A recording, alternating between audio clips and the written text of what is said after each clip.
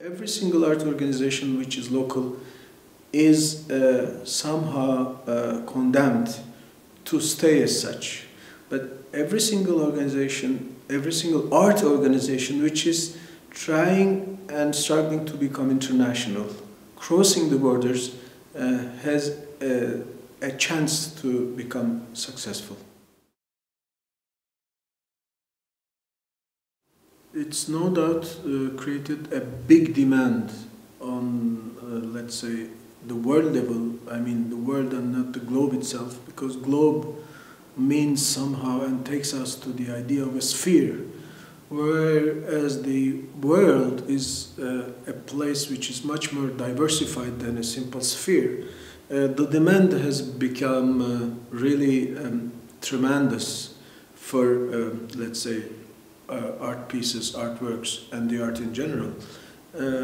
And especially the demand has been focused on localized products such as Chinese art, African design, and things like that. So we can say that on the one hand, the demand itself, let's talk about the multinational auction houses, for instance, it became huge compared with 3 decades ago. So we can tell that the demand on the global side, in this case, has become much more bigger than we have thought of. Just to mention an example, the case of the Greek composer Eleni Karaindrou, who was at the same time the soundtrack composers of the Greek director Theo Angelopoulos, who just passed away, who was asked about the influence of Byzantine music in her compositions.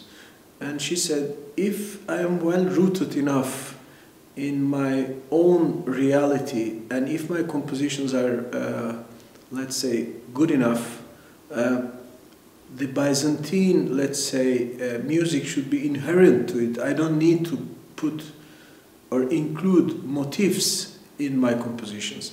And I think this could be a way to illustrate that you don't necessarily need to display local colors to be seriously local, or let's say just show off pieces of your identity to become really local, to be able to have a sort of a demand on the global market. I think the identity thing is a double-edged situation, because we could be trapped in the risk of being identical to ourselves at the end of the day.